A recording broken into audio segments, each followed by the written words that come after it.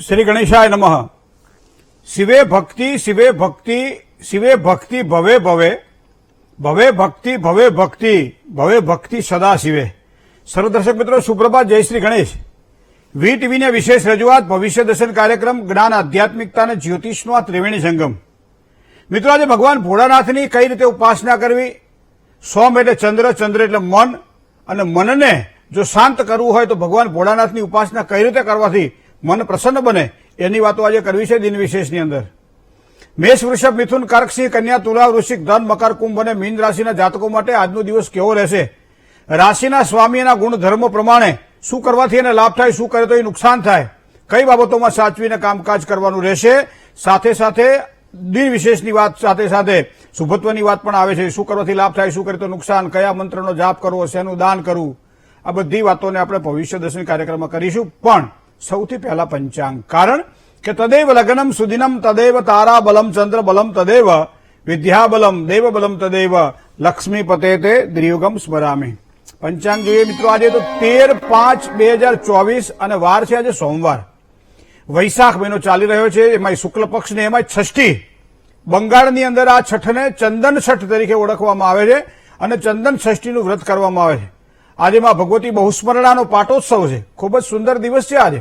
પુનર્વસુ નક્ષત્ર સવારમાં 11 કલાક અને 22 મિનિટ સુધી ચાલે છે, ત્યારબાદ પુષ્ય નક્ષત્રની શરૂઆત થશે, જે શુભત્વને આપવાવાળું નક્ષત્ર છે। યોગ છે ગંડ, કરણ છે કૌલવ, પણ આ કરણ ચાલે છે બપોરે 2 કલાક અને 20 મિનિટ સુધી, ત્યારબાદ તૈતિલ કરણની શરૂઆત થશે। કર્ક રાશિનો ચંદ્રમા, જેના અક્ષર ડ અને હ છે, તો એ કર્ક રાશિના ચંદ્રમાનું રાશિ પરિભ્રમણ આજના દિવસ માટે કર્ક રાશિવાળા જાતકો માટે એક નવો આનંદ આપશે, નવી ઉર્જા આપશે, નવો ઉત્સાહ આપશે। તો સાથે સાથે જે કોઈ જાતકોનો જન્મ થયા એની રાશિ કર્ક રહેશે, જેના અક્ષર ડ અને હ છે, તો આ પ્રમાણે આજનું શુભત્વને આપવાવાળું પંચાંગ છે। જય ગણેશ। મિત્રો આજે બે વસ્તુ છે, શિવનો અને શક્તિનો મહિમા। આજે માં ભગવતી બહુસ્મરણા ઘણા બધા એવા છે જેની કુળદેવી છે, અને આજના દિવસ માટે પાટોત્સવની અંદર યજ્ઞ યાગાદિ કર્મ દ્વારા માં ભગવતીને પ્રસન્ન રાખવા માટે પ્રયત્ન થશે। ઘણી બધી જગ્યાઓ ગુજરાતમાં એવી છે જ્યાં માતાજીના દિવ્ય મંદિરો છે, અને આજના દિવસે બ્રાહ્મણો ચંડીપાઠ દ્વારા અખંડ પૂજા કરી અને માની આરાધના કરશે। બીજી વાત છે સોમની, સોમ એટલે ચંદ્ર। આજે વાર પ્રમાણે જો જોવા જઈએ તો બે વસ્તુને ધ્યાનમાં રાખીએ મિત્રો।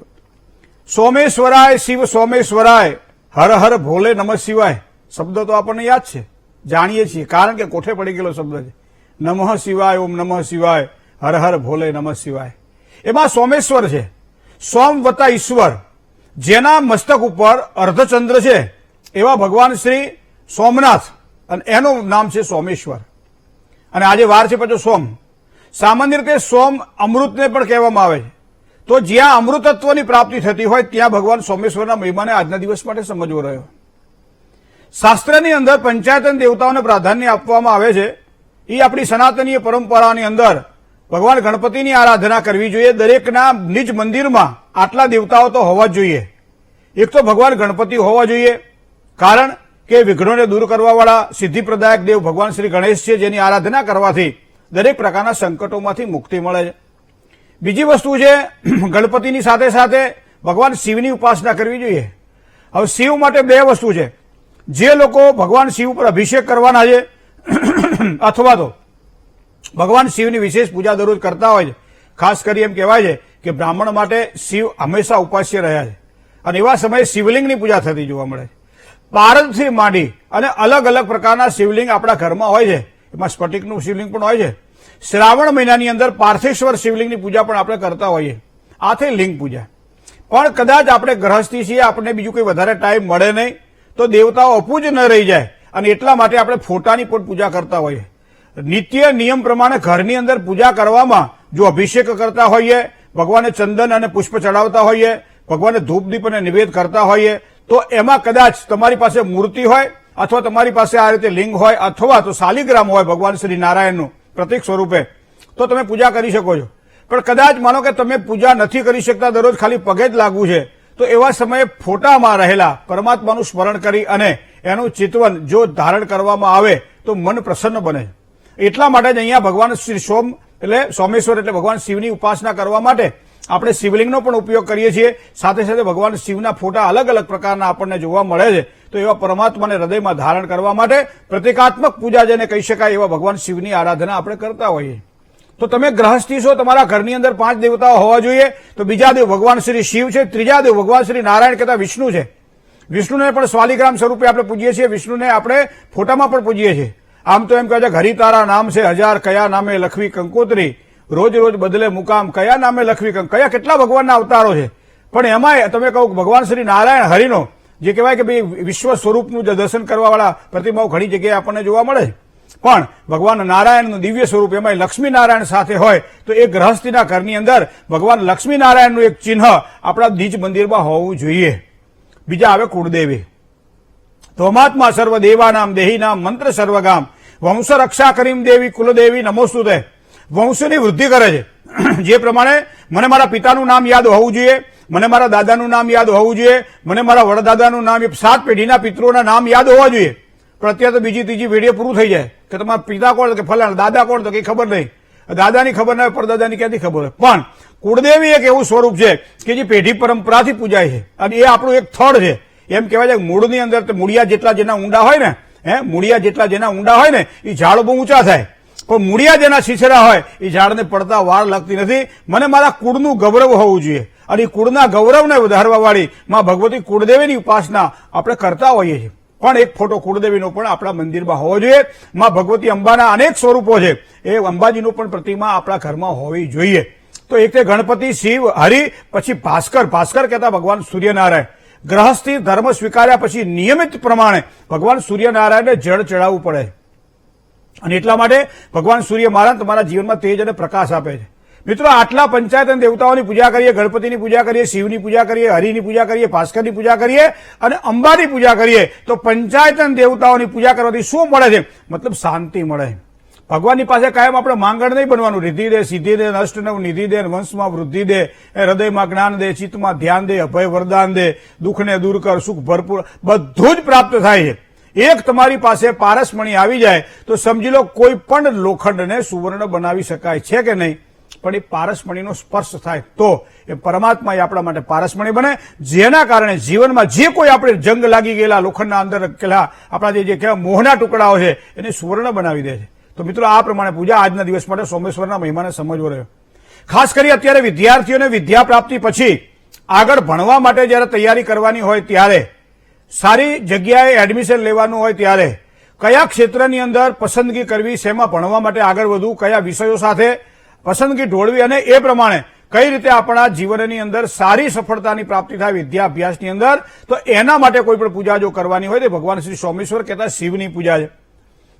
ભગવાન શિવના મહિમાને કોણ પાર પામી શકે? અસિત ગિરીશમમ સાત કજ્જલમ સિંધુ પાત્રે સુરતરુ વર્ષાખા લેખીની પત્ર મુરવી લિખતી યદિ ગ્રહિત્વા શારદા સર્વકાલમ તદપિત્વ ગુણાનામ ઈશ્વપારમ નયાતિ. એના ગુણને કોણ પાર પામી શકે? પણ સમુદ્રની અંદરથી મારે તો જોઈએ એટલું આચમન લઈ લઉં. તો જે વિદ્યાર્થીઓને સારી વિદ્યાની પ્રાપ્તિ જોઈતી હોય અને એવા સમયે અસમંજસ રહેતી હોય, મનની અંદર શંકાઓના કીડાઓ સળવડતા હોય કે હું શું કરું તો મને લાભ થાય, એમાં મને નુકસાન થશે તો, અને એવા સમયે ભગવાન શ્રી ભોળાનાથના શરણમાં જઈ અને ઉપાસના કરવામાં આવે તો સમજી લો ભગવાન ભોળાનાથની કૃપાથી મન પ્રસન્ન બને અને પ્રસન્ન બનેલું મન આપણને સદસંકલ્પ આપે. અને એટલા માટે રુદ્રીમાં લખ્યું છે કે તને મેં મનઃ શિવ સંકલ્પ મસ્તુ.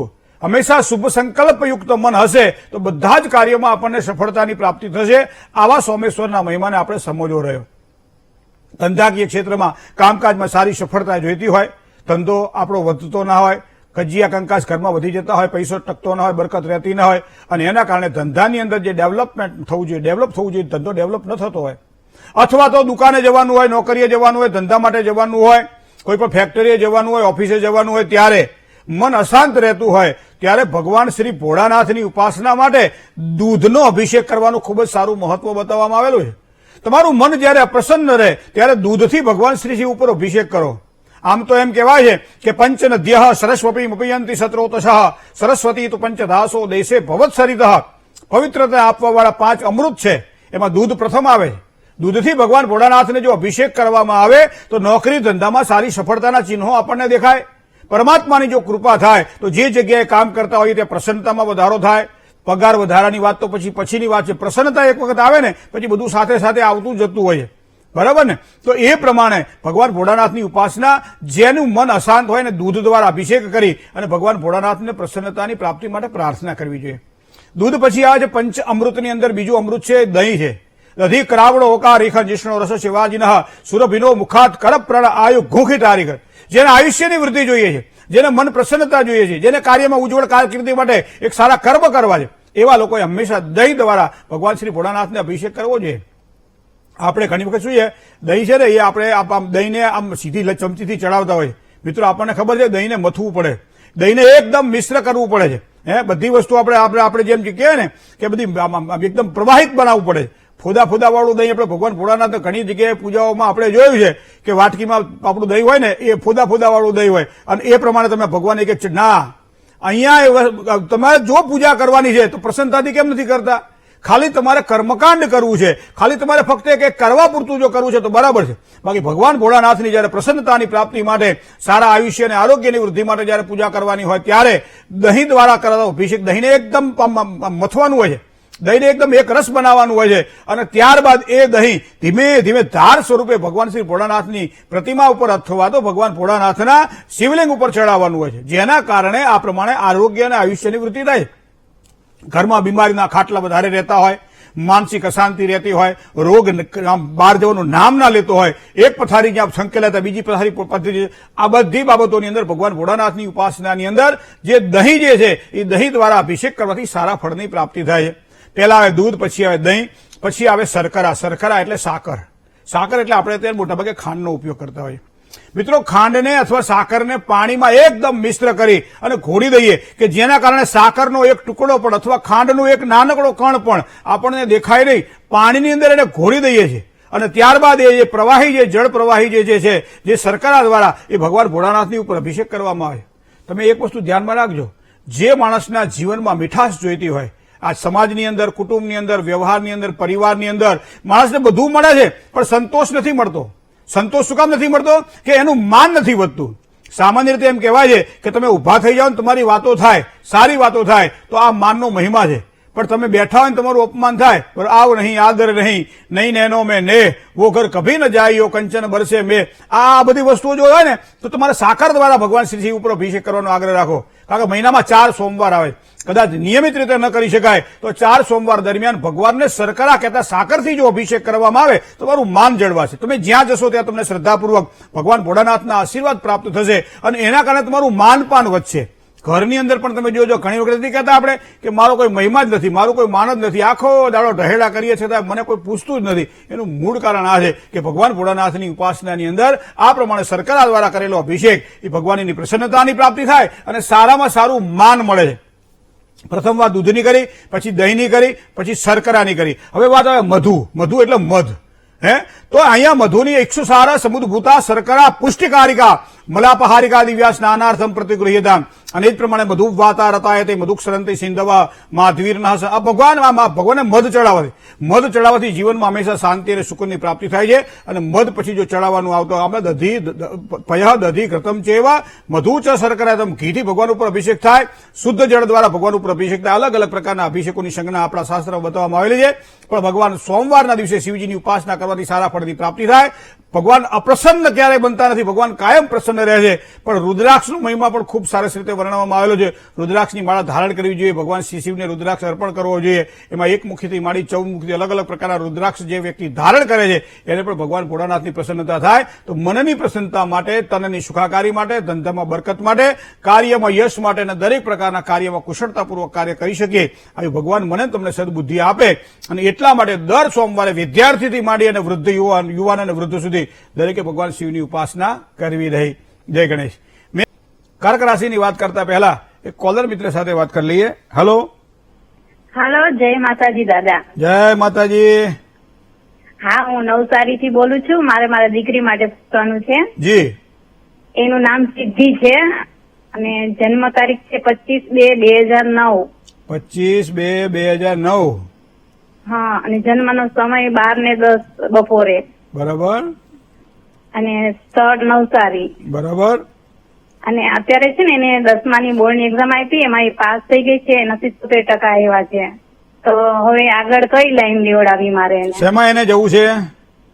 એ તો કોમર્સ નું કે છે. મકર રાશિ જે છે એ શનિની રાશિ છે. શનિની રાશિ અહીંયા શનિ અધિશત્રુ બની સિંહ રાશિમાં ચોથા સ્થાનમાં છે. તો અહીંયા અભ્યાસમાં એને સારી સફળતા તો અપાવે, પણ બે વસ્તુનું ખાસ ધ્યાનમાં રાખવાનું છે. હજી 12મા ધોરણ સુધી અભ્યાસક્રમની અંદર જે કોઈ અત્યારે પસંદગી કરશો 12મા ધોરણ સુધી થોડીક મહેનતનું પ્રમાણ વધી શકે એવી શક્યતાઓ દેખાઈ રહી છે.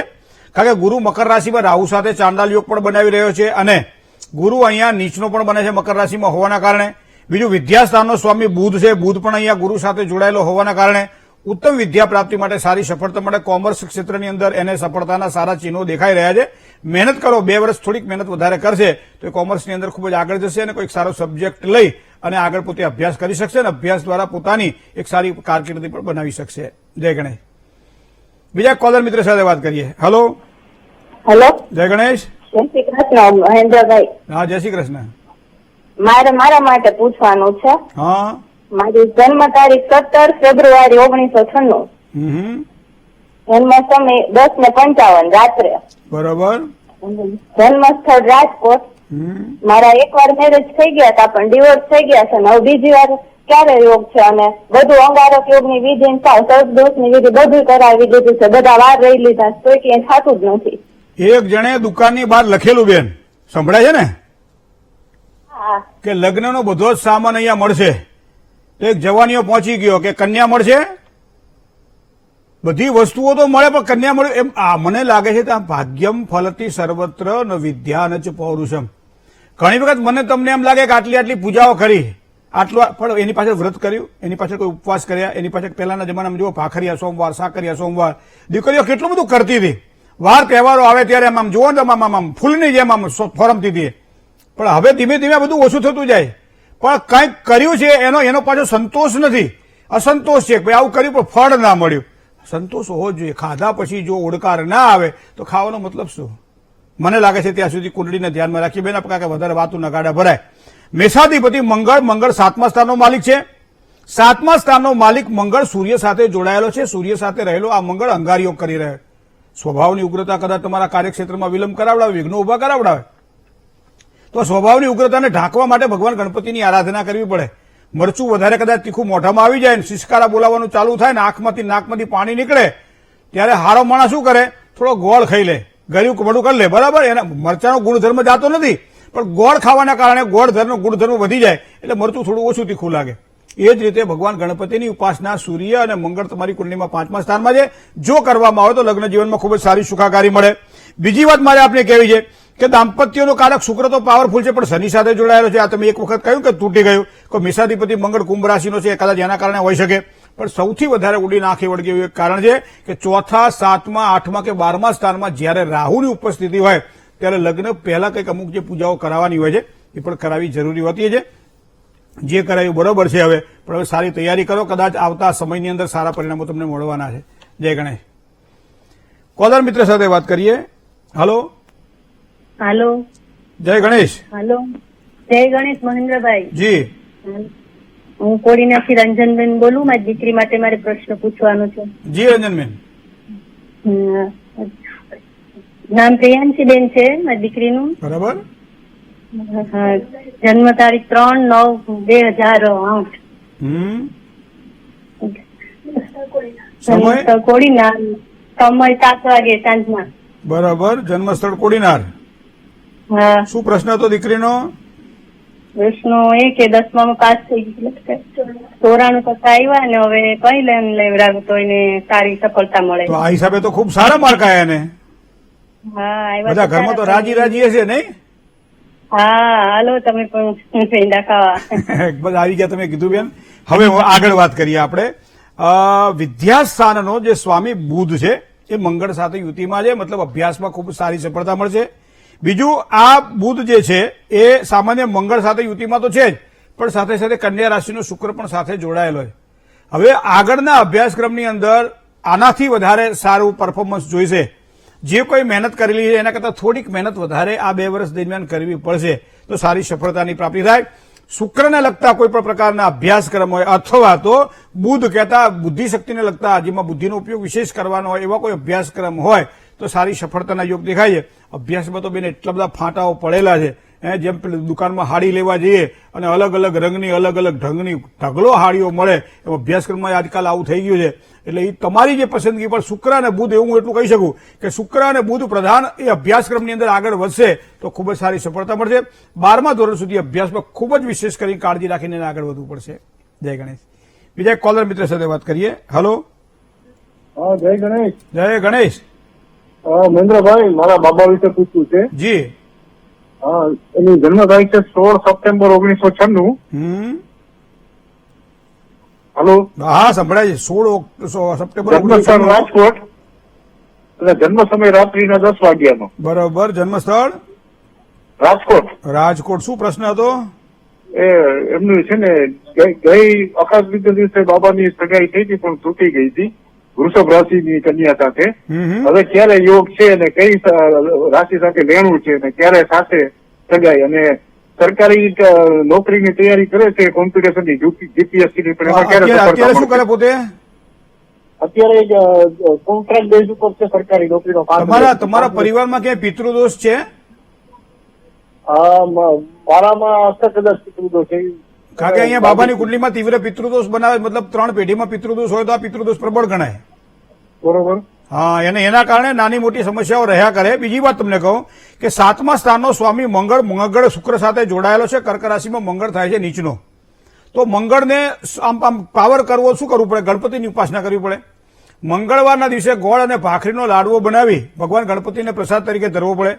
અડધો લાડવો એ ગાયને ખવડાવવો પડે, અડધો લાડવો પોતે પ્રસાદમાં લેવો પડે. સંકટનાશન ગણેશ સ્તોત્રના 13 પાઠ કરવા પડે, ભગવાનને ધરો ચડાવવી પડે. તો આ પ્રમાણે કરવાથી એને લગ્નમાં આવતા અવરોધો દૂર થાય. 5મા સ્થાનમાં રહેલો રાહુ દાંપત્ય સુખમાં વિઘ્ન ઉભા કરાવડાવે, કારણ કે સૂર્ય સાથે એ ગ્રહણયોગ પણ બનાવી રહ્યો છે, સાથે સાથે પિતૃદોષ પણ બનાવી રહ્યો છે. શુક્ર બેઠેલો છે અહીંયા મંગળ સાથે યુતિમાં, મતલબ લગ્ન અને સગાઈ વચ્ચે બહુ ટાઈમ નહીં રાખવો. તો આ વસ્તુને પણ થોડું ધ્યાનમાં આગળ પડતી રાખવું પડશે. અને આ ગ્રહણયોગની સાથે સાથે પિતૃ શાંતિની પૂજા પણ કરાવડાવી લેજો. બીજી વસ્તુ, શનિ જે છે ને એ 11મા સ્થાનમાં કેતુ સાથે બેઠેલો છે. આને આપણે શાસ્ત્રમાં શ્રાપિત યોગ કહ્યો છે. તો આ ઘણા બધા એવા છે કે કંઈક આપણને દોષકારક દેખાઈ રહ્યા છે.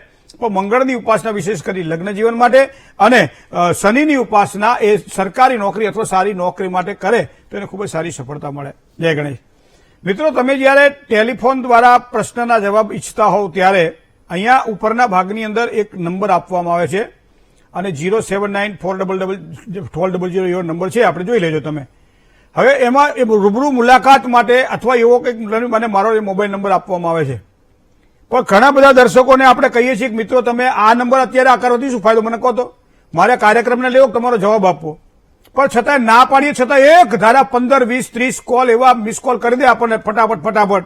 ભાઈ આમાં જવાબ ના મળે. જવાબ માટે બીજો એક કોલ અહીંયા નંબર આપવામાં આવે છે, એનો આશ્રય લો. પછી આપણે એમ કહીએ ને કે ભાઈ એ નંબરનો કંઈ લાગતો નથી તો એનો મતલબ કે ગમે તે બસમાં ચડી જવાનું. આપણે જે ગામ જવાનું હોય એ બસમાં ચડવાનું હોય. આમાં બસો તો પછી પડી હોય, પણ આપણે સ્ટેશનમાં જે ગામ જવાનું હોય એ ગામની બસ પકડીએ તો એ ગામ બધું આપણને લઈ જાય. થોડું ધ્યાન રાખજો. જય ગણેશ. કોલર મિત્ર સાથે વાત કરીએ. હલો. હેલો. જય ગણેશ. જય ગણેશ. જી. મારે બેન વિશે પૂછાવું છે. હા. એની જન્મ તારીખ છે 16/6/1988. બરાબર. સમય 4:55 કરોડિયા. બરાબર. જન્મસ્થાન અમદાવાદ. બરાબર. એને એક નોકરીનો ઓફર આવ્યો છે તો શું એ કરે એમાં ઇન્વેસ્ટમેન્ટ? કેમ કે થોડુંક એક જણ ઓળખીતા હતા ને એમને કીધું હતું. એટલે શું કરવાનું છે?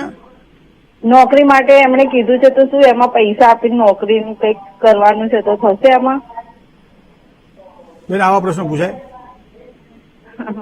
હે? એટલે એમાં એક ભાઈ કીધું. અરે ભાઈને બેન, તમે બેન ક્યાં પ્રશ્ન પૂછો છો? આવો તમને ખબર છે આનાથી શું થાય? ના. લાંચ રૂશ્વત વિરોધી એક શાખા ચાલે, તમને ખબર છે? હા. અને તમે આ પ્રશ્ન પૂછો તો પકડી લે તમને તો. હે બેન, ભોળ પણ આપણું બરાબર છે બેન, પણ ક્યાં તમે લગાડો છો આને? હે, ગણપતિ બાપા મોર્યા. જય ગણેશ. બીજા કોલર મિત્ર સાથે વાત કરીએ. હેલો. હેલો. જય ગણેશ. જય ગણેશ. જી. પ્રશ્ન છે કે તારીખ છે 3/9/1989, સમય 10 થી 10:30 ની વચ્ચે, અને ગામ વાલુકડ, જન્મ સ્થળ વાલુકડ. આટકોટ. વાલુકડ. ક્યાં આવ્યું? વાલુકડ, ભાવનગરમાં. વાલુખળ, હા, શું પ્રશ્ન હતો, કોના માટે છે? 1988 છે હો. 1989 કીધું તમે? 1988. હજી પાકું કરો. હા 88 છે 1988. હા, શું કહેતો હતો? પ્રશ્ન શું હતો? વિવાહ માટે. વિવાહ માટે એટલે 36 વર્ષ થયા એટલે વિવાહમાં શું એમ? વિલંબ થાય છે એમ. હવે આ વિલંબ કહેવાય 36 વર્ષે? હે બેન? ગણપતિ બાપા બોલ્યા ઘણી વખત સમયસર ન મળે, બરોબર? કારણ કે ચોમાસામાં જો વરસાદ પડે તો એને વરસાદ કહીએ, શિયાળા પડત માવઠું કહેવાય. કુંડળીમાં બહુ ધ્યાનથી આપણે દર્શકોને કહેતા હોઈએ છીએ કે તમારો જન્મ જે છે તમે જોજો 87-88 વાળાના બહુ પ્રશ્નો આવે. ભગવાન બીજા ઘણા બધા સારા લાગી ગયા છે અને સારી રીતે પોતાનું જીવન વ્યતીત કરી પણ રહ્યા છે, પણ છતાંય ક્યાંક પ્રશ્ન તો છે જ. આની પ્રશ્નના સમાધાન માટે આપણે કાયમ કહેતા હોઈએ કે હંમેશા 87-88માં જન્મ હોય, 84-85માં જેનો જન્મ હોય, 94-95માં જેનો જન્મ હોય, થોડુંક લગ્ન જીવનની અંદર છે ને બહુ આમ ટાઈમ પસાર નહીં કરવો. જે પાત્ર સારું મળે એના વધામણા કરી લેવા. જેના કારણે ઘણી વખત કેવું છે, પથ્થર કોઈ આપે ને તો જો સારી તાકાત હોય ને તો એમાંથી મૂર્તિ બનાવી શકીએ આપણે. એ માનવ જીવનનું એવું જ છે. આપણને બધું જ સારું ગોતવા જઈએ કદાચ પછી આપણો વિલંબ થઈ જાય. જો આજે 34 વર્ષ થયા છે અને છતાં 36 વર્ષ થયા છે, છતાં વિવાહમાં વિલંબ દેખાય છે, તો એનું મૂળ કારણ તમને કહું, ધન રાશિનો શનિ છે, બેઠેલો છે તૃતીય પરાક્રમ સ્થાનમાં. હવે આ શનિની પૂર્ણ દ્રષ્ટિ રાહુ પર પડે કે રાહુ 5મા સ્થાનમાં છે. 5મા સ્થાનમાં રાહુ તો પિતૃદોષ કરે અને એના પર પાછી શનિની દ્રષ્ટિ. એટલે ઘણી વખત આમ જ્યાં વાગ્યું હોય ને પછી ત્યાં આપણે રૂજ આવી જાય, પછી ઉપર ભીંગડું લાગી જાય અને પછી ઉપર કંઈક છોલાય એટલે પછી તરત પાછું ભીંગડું ઉખડી જાય. તો વારંવાર આવું થાય. તો મને લાગે છે શનિની ઉપાસના જો કરવામાં આવે અને રાહુ એટલે પિતૃ શાંતિની પૂજા કરવામાં આવે તો લગ્ન જીવનમાં આવતી રૂકાવટો દૂર થાય. બીજી વસ્તુ, જન્મ જ્યાં થયો છે તેથી પૂર્વ દિશામાં લગ્ન યોગની શક્યતાઓ પ્રબળ બને છે. મેષ રાશિ, મિથુન રાશિ, કન્યા રાશિ અને મીન રાશિ, આ 4 રાશિથી સારું લેણું છે. હવે ઘણી વખત આપણે વધારે પડતો આગ્રહ રાખીએ, વધારે પડતું કોઈ એવું રાખીએ આવું જ પાત્ર મળે તો અમુક સમય અમુક સમાધાન પણ જરૂરી હોય છે. ખૂબ ધ્યાન રાખજો. જય ગણેશ. કોલર મિત્ર સાથે વાત કરીએ. હલો હલો હાલો, જય ગણેશ. જય ગણેશ. જી, હા, મારા દીકરી વિશે પૂછું છું. દીકરીનું નામ, આરતીબેન, જન્મ તારીખ? 6/4/2000. 6/4/2000. સમય? સમય દિવસના 10-10 વાગ્યાના સમયમાં છે. બરાબર. જન્મ સ્થળ? સોરબેડી. શું પ્રશ્ન હતો દીકરીનો? એના કમરમાં ગુરુજ બહુ દુખા રાખે ને લગ્ન મોઢામાં ત્વચામાં ફોડકીને એવું બહુ થાય. ગરમીનો કોઠો છે? હા, કારણ કે મંગળ અહીંયા ગુરુ અને શનિ સાથે જોડાયેલો છે 12મા સ્થાનમાં. હવે બીજી વાત કહું, 7મા સ્થાનનો માલિક પણ 12મા સ્થાનમાં છે, પણ મેષ રાશિમાં મંગળ ગુરુની યુતિ લગ્ન યોગમાં થોડો વિલંબ કરાવડાવે. કારણ કે 25મું વર્ષ ચાલી રહ્યું છે અત્યારે, પણ 25મું વર્ષ પૂરું થતા પહેલા કદાચ લગ્નના યોગ ઉભા કરી રહ્યો છે. ગ્રહબળ થોડું સુધારા ઉપર છે. બીજી વસ્તુ તમને કહું, મંગળવાર કરાવજો, મંગળની ઉપાસના કરાવજો. રીમ મંગલાય નમઃ, રીમ ભૌમાય નમઃ, આ મંત્રનો જાપ એ દર મંગળવારે કરે તો પણ એને સારી સફળતા મળે. મંગળવારે ગોળ, ઘઉં અને ઘીમાંથી બનાવેલી કોઈ પણ વસ્તુ આપણા ઈષ્ટદેવને ધરાવી પછી પોતે પ્રસાદ તરીકે લે, એકટાણું ઉપવાસ કરે તો સારી સફળતા મળે. શુક્ર સૂર્ય સાથે યુતિમાં છે, પણ મીન રાશિમાં શુક્ર પાવરફુલ બને છે પોતાની પસંદગીના પાત્ર સાથે, એટલે કે મનગમતું પાત્ર મળે તેવી શક્યતાઓ અહીંયા કુંડલીના આધારે દેખાય છે. બેનબા બોલવામાં થોડા ઢીલા પડે તો બુધનું તમે એક નંગ પહેરાવી દેજો, એના કારણે થોડાક કડે ધડે રહે, બોલી શકે. તો આવું થોડુંક ધ્યાન રાખવું પડશે. જય ગણેશ. બીજા એક કોલર મિત્ર સાથે વાત કરીએ. હલો હેલો, મહેન્દ્રભાઈ, હું સુરતથી બોલું છું. જય ગણેશ. હા, રેખાબેન બોલું. જી રેખાબેન. મારા દીકરા માટે પૂછવાનું છે. હા, એની જન્મ તારીખ છે 20/8/96 અને ટાઈમ છે 19 તારીખે રાતના 12:41 અને જન્મ સ્થળ સુરત. રાત્રે 12:41? હા, 19 તારીખની રાતના. બરાબર. જન્મ સ્થળ સુરત.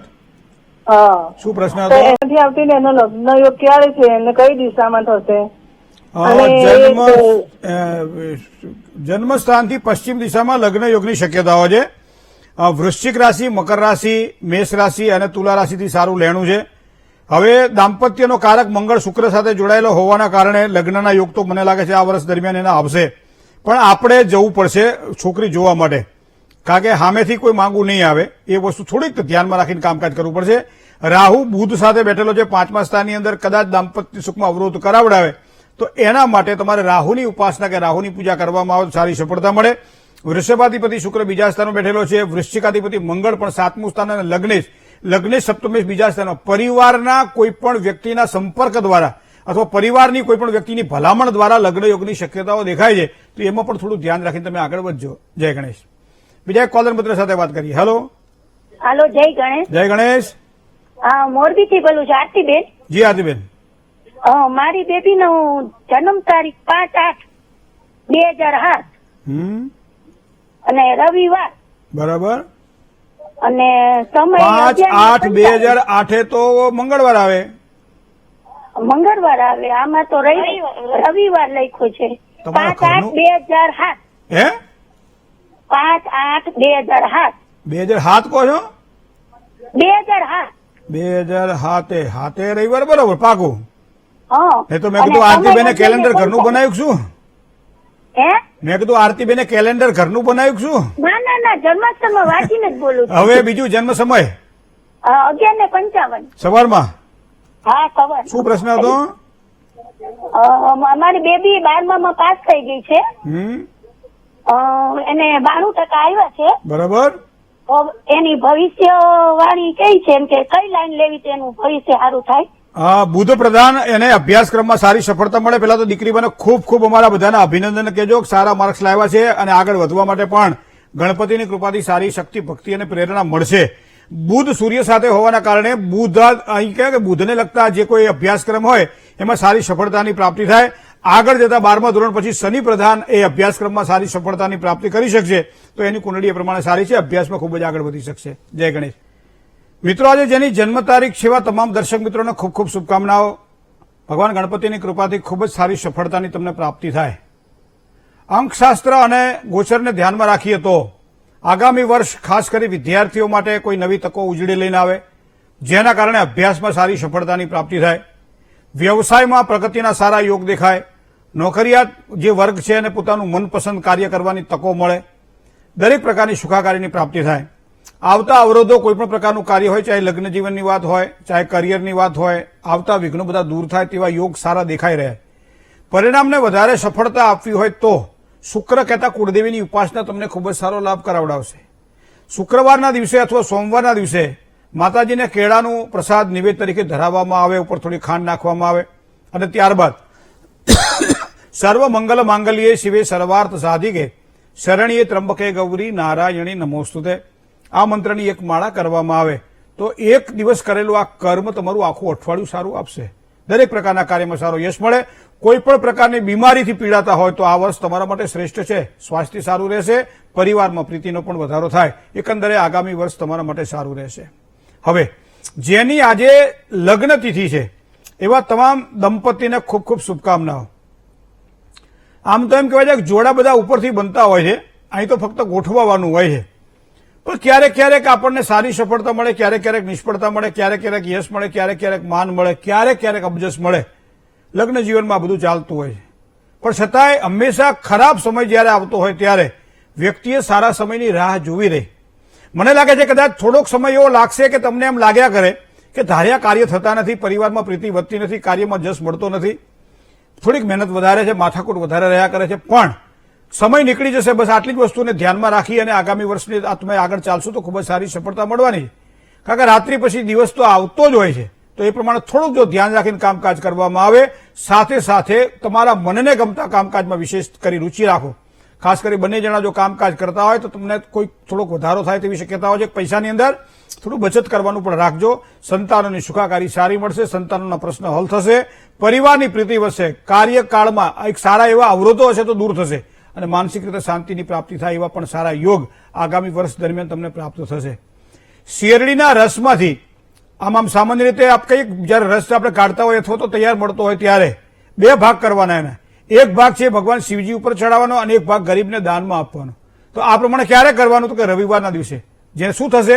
આત્મબળમાં વધારો થશે. માનો કે શેરડીનો રસ નથી મળતો તો સાકર અથવા તો ખાંડ પાણીમાં નાખી ઓગાળી અને આ પ્રમાણે કરવાથી પણ સારી સફળતાની પ્રાપ્તિ થાય એવા યોગ આ સમય દરમિયાન તમને અંકશાસ્ત્રના આધારે જોવા મળશે.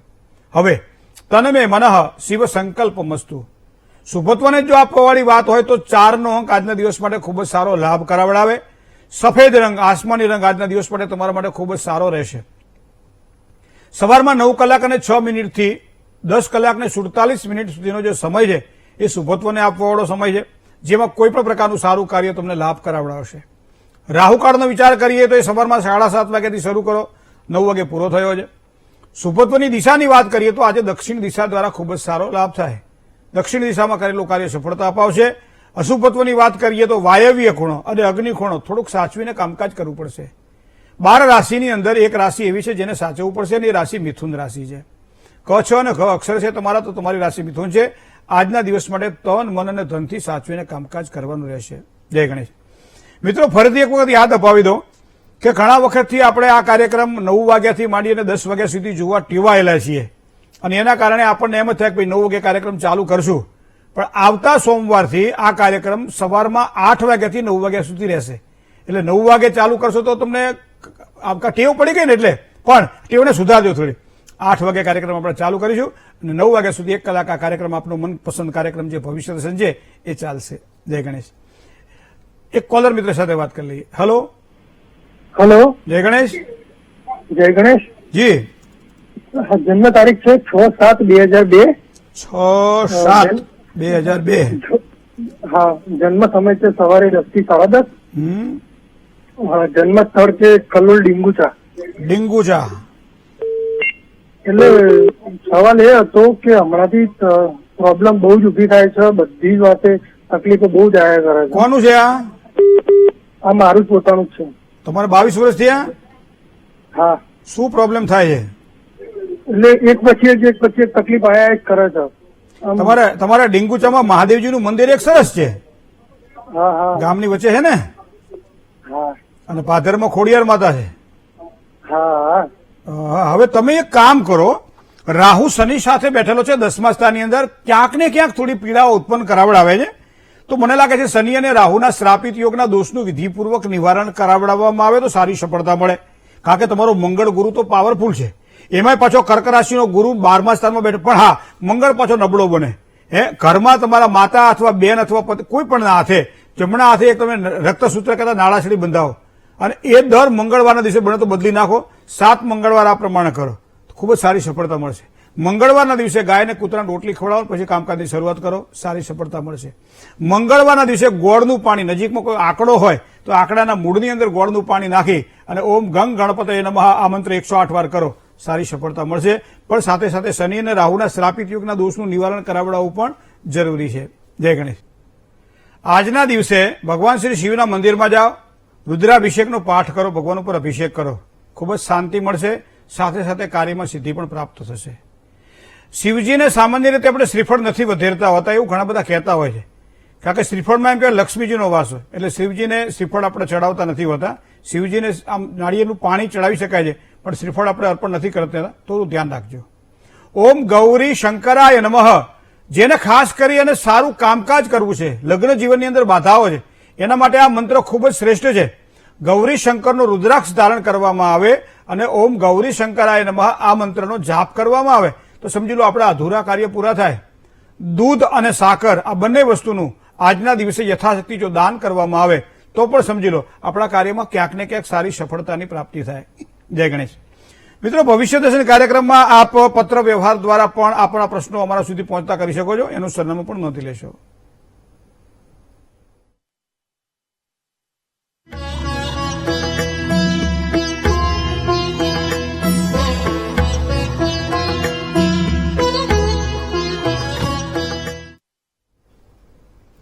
ભવિષ્ય દર્શન કાર્યક્રમના બાજુ આટલું જ. રૂબરૂ મળવાની ઈચ્છા હોય તો મોબાઈલ નંબર આપવામાં આવે છે, એપોઇન્ટમેન્ટ ચોક્કસ લઈ લેજો. સમય અનુકૂળતા પ્રમાણે આપ ચોક્કસ મળી શકો છો. આપનું સ્વાગત છે. અત્યારે મને ડોક્ટર મહેન્દ્ર પંડ્યાને રજા આપશો. આપનો દિવસ અમૃતમય બને ભગવાન ગણપતિના ચરણમાં પ્રાર્થના. આપ સૌ સ્નેહી મિત્રોને જય શ્રી ગણેશ.